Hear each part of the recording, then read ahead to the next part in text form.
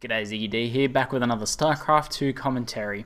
Today for you guys I have a particularly nail-biting PvZ I played just very recently actually. So it's between myself, ZiggyD, up in the top left here, and we have Limper down in the bottom left as well. So pretty large 4-player macro sort of oriented map.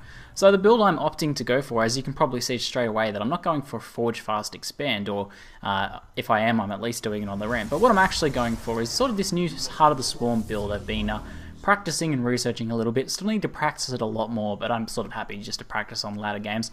I haven't been able to play too much StarCraft 2 lately because of all the Path of Exile shenanigans that have been going on, but when I can, I like to jump on ladder matches and try out, you know, some of the new builds that I've been reading about and trying to learn. So this particular build is it's sort of like a 2 Zealot Mothership Core push into an expand. So you still take a relatively fast expansion, a bit slower than the Forge Fast Expand, but you apply some pressure with your first 2 Zealots and your Mothership Core, and that can be quite effective, and some players who are not used to that sort of pressure can even just crumple against it. A lot of Zergs will aggressively expand, might even try and take 3 fast expansions, and you can easily deny that. It also sets you up very nicely into transitioning into something like Stargate play or something like that, which is really good in PvZ at the moment.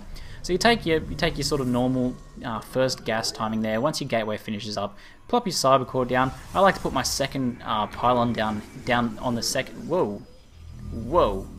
Okay, I grabbed my screen. Everything's all right. So I like to put my second pylon down here on the gearing up to take the expansion, since I'm going to be doing that very quickly anyway. So a good Zerg player can sort of scout that and tell that maybe you are taking expansion, or maybe you're trying to fake them out. I kind of like this as well because it almost looks like another build that I do that is actually a 1-base all-in. It's a 1-base robo all-in that maybe I'll show you guys one day. But yeah, it's kind of a cheesy one, so if I'm playing like a best of 3 with someone I know, or I'm playing like a tournament, which I do occasionally like to do the play hem tourneys and things like that. Should be getting some guys in second gas there. You can pull out the cheesy play, and then you can pull out another play that looks just like the cheesy play, but actually ends up being a macro play, which is what this is. So as you can see, I get the second Zealot there. I put 1 Chrono Boost on the Zealots just to get them out nice and early, and the Mothership Core and the second Zealot should finish up around the same time, which is pretty nice. So around this time, I'm trying to deny the scout from the Zerglings here. He sees the pylon, so he probably assumes I'm taking the expansion. I can try and zone out that Zergling with the Zealots here, but kind of don't do a particularly good job of it. I think I might scare this guy out, but we get the Mothership Core. Unfortunately, I keep screwing up with the Mothership Core and having it go to the rally point. It'd be a good idea to shift the rally. It would also be a good idea to bring this down with my Zealots rather than across here, where it gets seen by this, so he gets a good idea of gearing up, and he's able to slip in these 2 Zerglings as well. Mothership Core would have been able to deny those 2 Zerglings much better, and probably even been able to kill them off, so that's a bit unfortunate, but I gear up to take my expansion there, get it down in reasonable time. I had to shift away 1 probe so that it didn't get killed, and he gets those 2 Zerglings in, which are going to prove to be pretty annoying. So the game sort of gets pretty interesting from here, because I'm doing my own little harass, which kind of gets drawn away by those Zerglings, unfortunately. And, get my own sort of damage in, make him feel a little bit frantic and furious. Since this is only like sort of high platinum, low diamond level play, these sorts of maneuvers early in the game could screw up both players equally as much. So since I'm having to deal with this as well, and I think I'm actually focusing on my defense side of things here as well, so I'm pretty sure I lose that Mothership Core, which is unfortunate because it means I can't pull back and defend. The best idea is just to, go in, do a little bit of pressure. I've forced 3 queens here, that's pretty good. Managed to kill off 1 queen. Be fine to pull back there and save the Mothership Core if you can. So from there, I'm just trying to use my probes to kill off as many Zerglings as I can without taking too many deaths. Don't do so well. I think if I go into the units lost tab, lost 5, so probably 2-3 probes now lost, and I should be able to kill off those without taking any more losses. Might take 1 more probe loss, so that's a little bit unfortunate, but overall it's delayed a lot of mining time. Kind of screw up the probies there, getting them back on gas, and floating a lot of gas as a result as well, with not quite timing everything out so well. So from there, transitioning to a few sentries, since we're going to play it fairly defensive, really want to be getting this wall down. So in this match, I also wanted to cover just like a sort of a separate lesson that I've been thinking a lot about lately, is that in PvZ, one of the biggest things that helped me out, and what initially broke the getting to diamond barrier for me back in Wings of Liberty, was really focusing on the building placement in PvZ. The biggest advantage Zerg has against you is their large numbers, their ability to get us around, and their speed. So when you've got things like Roaches and Zerglings, they can counterattack really fast. So obviously when you come, you got this your basic walling off like this, where you've got the one gap there, place your 2 buildings, and then you can stick a zealot in here and nothing can get through, like no zerglings can get through. So that's a very small, easy example of that in play. So here I'm blocking the expansion, unfortunately for him, and still just trying to get my wall down, trying to get my economy back in track and currently boosting out some probes, since I'm actually floating a lot of gas, so I pull some guys off gas, and that's because I put that Stargate down a little bit late. Would have been a good idea to put that Stargate pretty much just as I was withdrawing my Zealot Mothership Core pressure there. But yeah, just trying to get my economy back on track, sort of thrown off by the crazy early game shenanigans. So the next part of this, the walling is to wall off your natural expansion with a wall like this, or let's say on a base that doesn't have ramps. This one's full of ramps, so I can't really give any good examples. But you can make it, just tons of gateway walls and put your cannons behind your gateways against your nexus, things like that. Positioning your buildings in a way so you've got, like, when you're taking like a vulnerable expansion, you can go cannon, cannon, gateway, gateway, and that is very hard for roaches or zerglings to kill. It can make for a very powerful expansion. And the biggest, you're taking Zerg's biggest advantages away from them if you're placing your buildings in a way that's restricting their movement as much as possible and making it very hard for them to counterattack. So a good example is, as I take this 3rd expansion, I really want to try and wall off here. And you really only want 1 entry point into your base, so I'll have like this 1 entry point here and probably 1 entry point over here, but very difficult for them to actually counterattack. And also having your cannons positioned behind your gateways and against your nexus and things like that can, or against pylons, can make it impossible for Zerglings to kill off cannons, basically, because they'll just sort of run around trying to attack the cannon. They'll have to be forcefully told to attack the gateways to get to the cannons in the first place. It's can make for a bit of a nightmare for Zerg. So as you can see here, I'm gearing up for a double Oracle play. I unfortunately saw that Oracle, and I'm pretty sure he's expecting some sort of follow-up like this, so I don't think this will be too effective. It might have been better off just going straight into Void Rays or getting some Phoenix out or something like that. And yeah, I pull out the 3rd Void Ray there. At the same time, I think I've got a lot of minerals to spend. I'm floating a bit of stuff now, but the general idea of getting these oracles and stuff out is they're gas heavy. I can afford to fit in a few zealots since they're they're mineral heavy. I can balance it out a bit. So I know if I send in a few zealots here, they're going to be able to do quite a bit of damage, or at least draw his forces and attention away from what I can do here. So unfortunately, I think I even lose that oracle, or I pull it away. Yeah, I lose it on there, unfortunately, because I'm trying to multitask, not doing such a great job of it. So I just hold position this oracle here, and he does some nice damage. We've seen oracles do their thing in the past. He's forced to pull drones there, and my guys unfortunately attacked the simulator. I've got this oracle playing. Oh, I do have that oracle still, so I'll lose this one from the queens there, and I'm just able to harass around the front, and I tried to get those drones as they were pulled. Now I really want to focus down this 3rd. I have a really good opportunity here. He has very little that he can do to deal with it. He managed to get some Zerglings out, and I think he might be able to clean up these Zealots, but we'll see. In the meantime, I want to be really pumping out that economy and starting to progress in tech.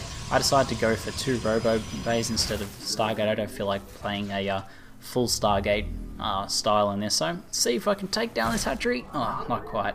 But I've got the Void Ray coming down to finish cleaning that. 1 Void Ray against a fast 3rd from Zerg. Even in Winds of Liberty, was a great way to clean up that expansion and to make it very difficult for them. So I opt for this this expansion here because I'm still sort of thinking in Stargate mode, which I really need to transfer some probes here. Thinking in Stargate mode that when you have lots of like flying units and really mobile units, you can take this base here that's separated by airspace. Although this would be very difficult to defend with a pure ground army, with like some sky forces I can defend this one much more easily.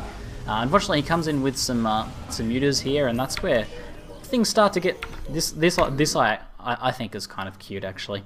So he comes in with the mutas, and I summon a bunch of Phoenix, since it's logical for him to think that I could have Phoenix out. I've had the Stargate, I've gone Stargate play, and I'm able to scare him off with these Phoenix here as well, because he thinks those are real. I don't really engage with them because I don't want him to figure out that they're fake, but he he's forced to pull back those mutas for fear of losing them to Phoenix. Now, a bit of an example of that walling off here, fully wall off here. Even though these Zerglings come in from the side, it's very hard for them to get us around on those cannons there. And even just a few units and cannons make it very difficult for him to kill off this wall. Unfortunately, because he's able to slip in there and I don't really have any ground forces or anything to defend with, he's able to snipe that Nexus off, but that's not a huge deal. I know that I can probably pretty easily clean this up. He pulls back and loses most of those Zerglings, if not all of them. Oh, 2 Zerglings run in and die. So quite a good exchange for me overall. I lost the Nexus, and that's okay because I still need to you know, finish saturating up my economy. I'm probably just getting saturated now, so not a big loss. So I'm gearing up for Colossus play. Obviously I've seen the Mutalisks. Colossus play not the best, but it can still be really nice to be able to transition against a Zerg, make them, you know, you can instantly warp in or switch to Colossus if you need to, or you know, make those changes on the fly. So I'm still able to, but now I'm starting to get just a few Phoenix to bolster out my army, and I'm thinking in my mind that I want to start going towards getting Templar to deal with the Mutas. I feel like he's going pretty heavy Mutas, and he's going to continue that Muta Ling play. Now, because I've still got this here, so I'm thinking, you know, I'll still gear up to take this expansion. Now he comes in with a pretty strong Muta Ling attack here. Now I could probably go defend this, but I don't think it's worth doing it. So I think I decide to pull back. Yeah. So decide it's not worth trying to defend, you know, these just random buildings. You can take that out, that's fine, not a big deal. I'm still in a strong position as long as I can get my army built up and get, you know, the tech I need to be able to deal with his Muta Ling. So just trying to gear up for defense here. I'm starting to put down some cannons. The important thing with cannons is really zoning. So what his mutas are going to do is they're going to come in the side here, they're going to go for probes. So having just a few cannons in this sort of area here is going to zone out mutas from going here. They can't really go past there unless he wants to take a lot of losses. Same sort of thing should happen on this side. You should have cannons up this side protecting him from coming in this airspace here. You don't need cannons up here. You don't need cannons, you know, in here or anything like that. You don't really need cannons in here. You just really want to zone them out, so you kind of like create a wall on either side of your base there to zone those mutas out. It takes me a little while to get that set up, still trying to work on that multitasking. So I just get, you know, one Colossus out to help deal with Lings. Really don't want to commit to that. I've already got the tech up, not a great loss for me to just build one. When you're floating lots of minerals and gas, building anything is the better choice than building, you know, it's better to build the wrong things than to build nothing, as is always the case. So I notice I've still got these units here, so I just decide to pull some attention off me by just sending those guys in to do whatever I can. I think I even managed to snipe an Overlord with that guy there and pull him across there. You know, he can be a threat later on in the game. Do I kill the Overlord? Oh yes, Overlord kill. Brilliant. The Void Ray's done his job, cleared up an expansion. Unfortunately I lose my Forge, and that really slows down on expanding and building up extra cannons. So I still need like a few more cannons here and a few more cannons here to be able to move out and take this expansion is eventually what I want to do, because it's easier to get gateway units there.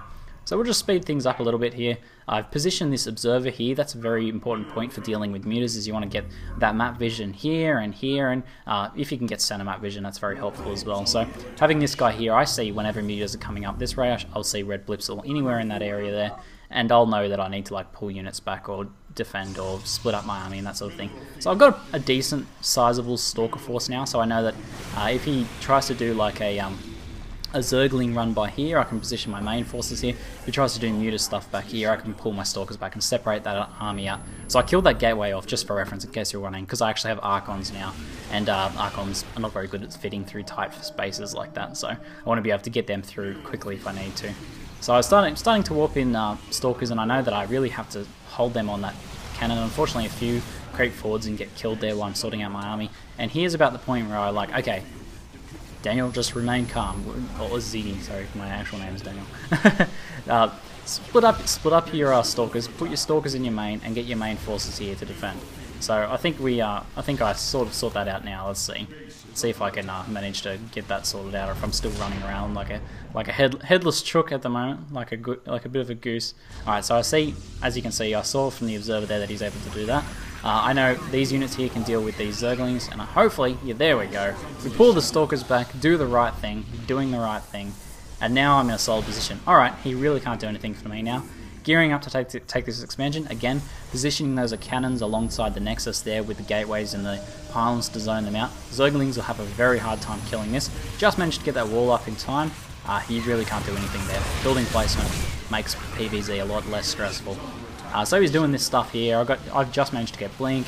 He really can't do too much there. He's going to be able to get a few probe kills. He gets quite a few probe kills, but I know that his army's in a pretty bad shape now. I've killed a large number of mutas, and I've got this expansion up very solidly and successfully. I can put down some more gateways here. I think I actually need a Forge again, or maybe I might even need a Cybernetics core, because I think I lost that. So put that down here and a gateway. Get this wall back up. this expansion safe and secure now that I'm able to move out. I've got these cannons to zone. I've got these cannons don't even need to be there, but I've got this area zoned off. Zoned. I can move towards the army. He counterattacks. I've got a few guys there to slow him down. I decided to leave a small group attacking his base, just clearing up those defenses, and to pull the majority back because I think I can catch him off here. I probably could have also left like the Colossus to continue attacking.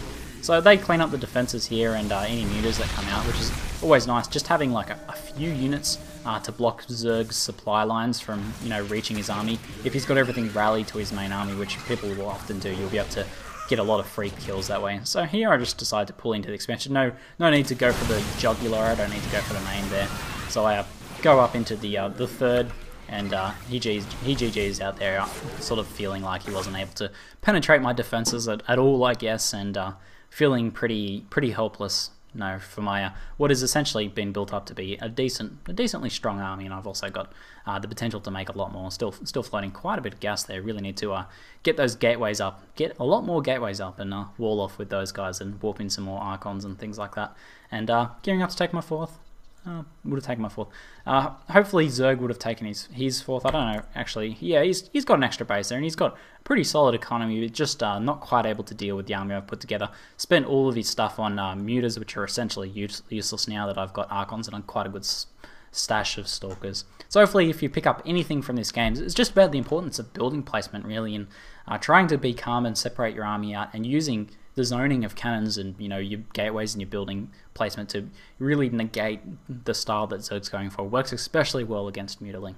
Anyway, that's it for now. I'm ZiggyD, and thanks for watching.